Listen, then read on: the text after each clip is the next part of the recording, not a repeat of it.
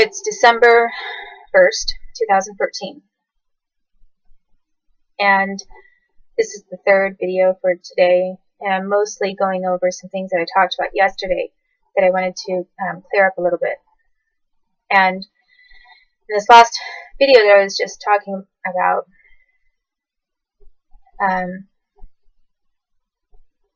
I mentioned like Mark Shaw and some of those people. Well, I also did see Mark Shaw in a cop setting, like Seattle PD.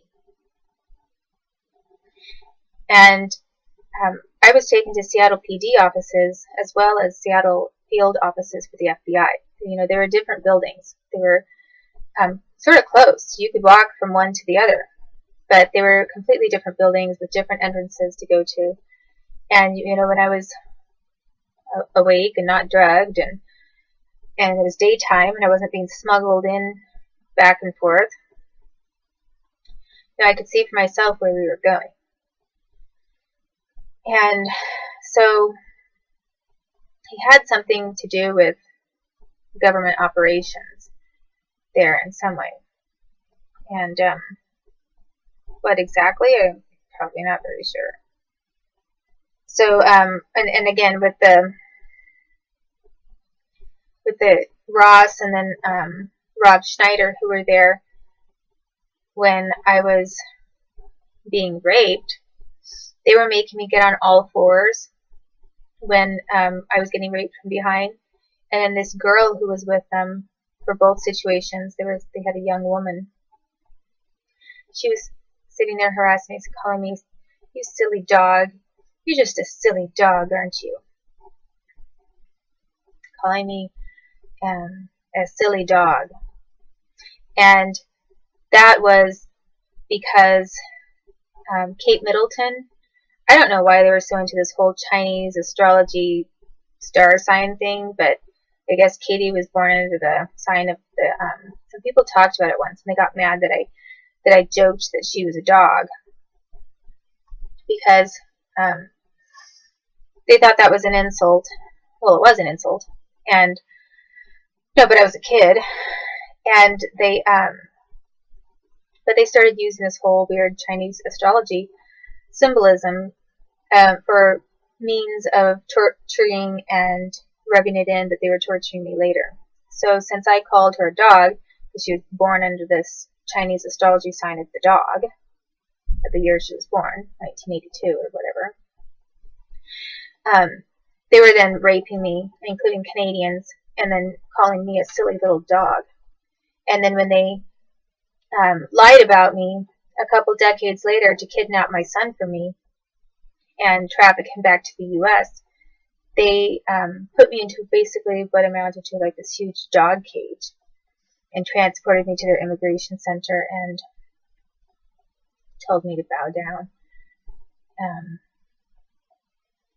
and did some other hideous things.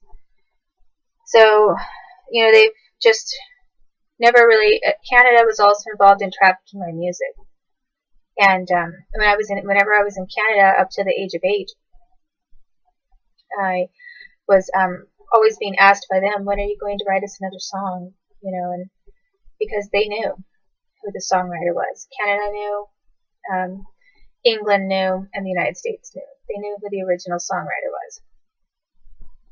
I was being asked to sign autographs for a lot of people at one point, right at the very start, but around the time I had this Madonna contract, around that time. And then someone got worried about my getting any kind of financial stability because of all the horrible things they'd done to me in the past. I was going to come back at them if I had money to use. So they forced me to sign something that said, I promise I lied and I've never written any of these songs.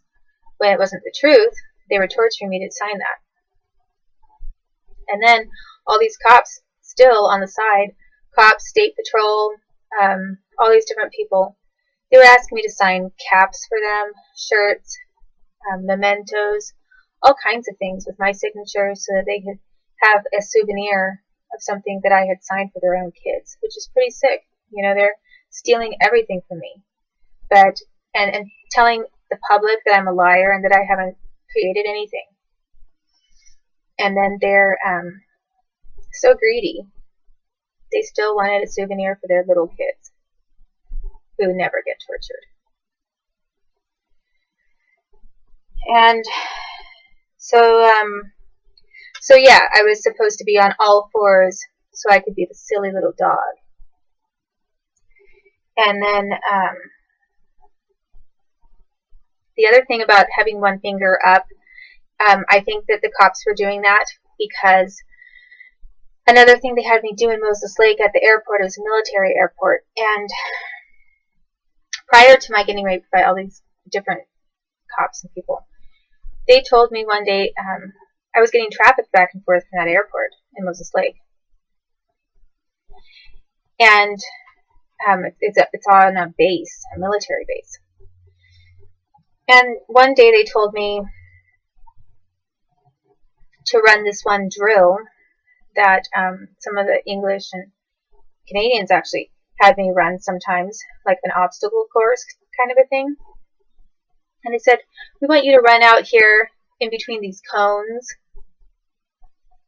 And they said they were like traffic construction cones, you know, like an orange cone, a triangular cone, or a white one, because it was out there with military, it wasn't necessarily construction.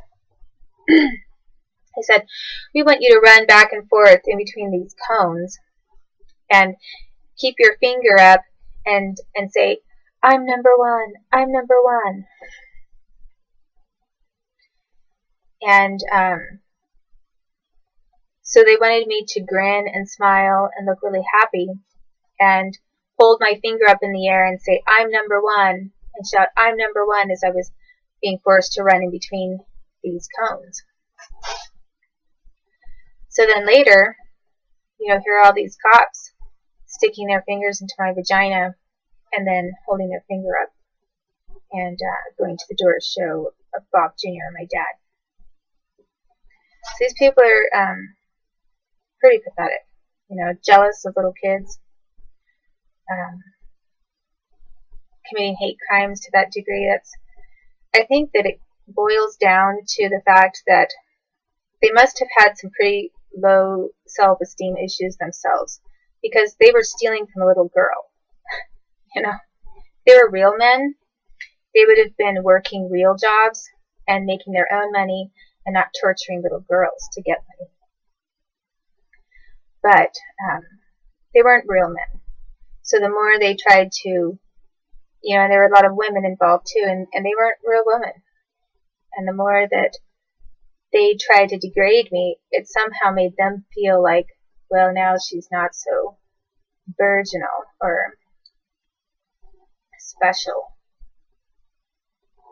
And that's the kind of thing they were doing. And then decades later from that point, I was even being taken to an art show where Teresa Hines' son, who I also knew, and they were involved with the Carries, John Kerry, had a big art project up on the wall, and he called it the Vagina, and it was a big V made out of a bunch of cones, like the kinds of cones that I was made to run back and forth in between at these military airports prior to being raped by all of those individuals who are connected to Kerry and a lot of other government.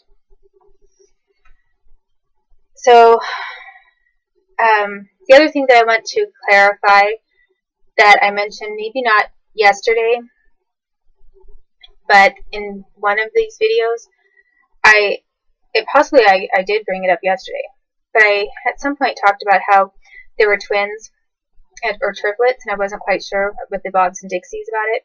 And on the Bob's situation, I said that there were at least 2 times that I did see more than one of them all together. You know, at my house, the Moses Lake, and at my grandparents' house in the driveway when they were asking me which Bob. And then there was a third time that I had forgotten about, and it was being taken to a dental office, I think in Soap Lake, which was actually the same place that I was tortured at one time when I was about 3.5 years old around the same time that my brother Levi was born and brought home from the hospital. But I had to go back there a few times, and different people were involved in different things there. And, you know, dental offices can basically be frickin' torture chambers. It's like, you know, going to the electrocution room of a penitentiary. And they can make it really fun for you too, can't they? Because, you know, get some drills running, some scary noises, and start inflicting some pain. Have government people around, and it's like extreme. It's like being in Guantanamo in some kind of cube where they're torturing the daylights out of you. So, on one of these occasions when I was in the dentist office, they had, they were interrogating both of the Bob Juniors. And they had a couple of, well, several, like, FBI and military there. And when I was really little, one of the Bobs had taken me there to supposedly get his wisdom teeth pulled. And I got tortured there. I got electrocuted by the dentist. But then when I was a little bit older, I think they wanted to replace that memory with something else when I was a few years older. Because they took me to the same place again. And they started interrogating both the Bobs.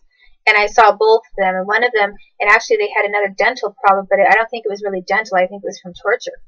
Because one of them had his face blown up, like it was really infected.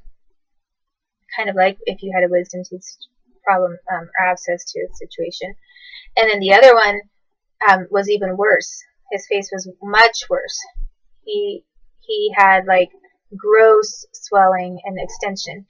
And I saw that they were doing polygraphs there. They had a bunch of government people there. They were doing, they had some kind of equipment for torturing purposes as well. And they were doing something that caused that grotesque swelling to them. And I don't know if they were trying to extract some kind of a signature from them or what, but it was another time that I saw both of these Bobs at the same time. And when these different men, like Greg Bretz, Pat O'Leary, and Jim Williams, then asked me about, you know, how was the dentist, something like that, later in Moses Lake. I said, well, this, and they said this. They said something like his face was really puffy and looked pretty bad, didn't it? And I said something like, you should have seen the other guy, because they were calling him Guy Garrett. My dad's name is Robert Guy Garrett. And then there are these twins or whatever. So, they were referring to him by the name Guy, not just Bob. And I had seen both of them too. I knew there was more than one of them who looked identical. And one of them had his face blown up more than the other one did. So when I said this, they started laughing because it's kind of a pun to say that you should see the other guy, because there was more than one Bob. But they also stopped in their tracks at some point and just looked at me, because they all recognized that I knew that there was more than one of them. And oh crap, what are they going to do about that? Because they didn't want anyone else to know.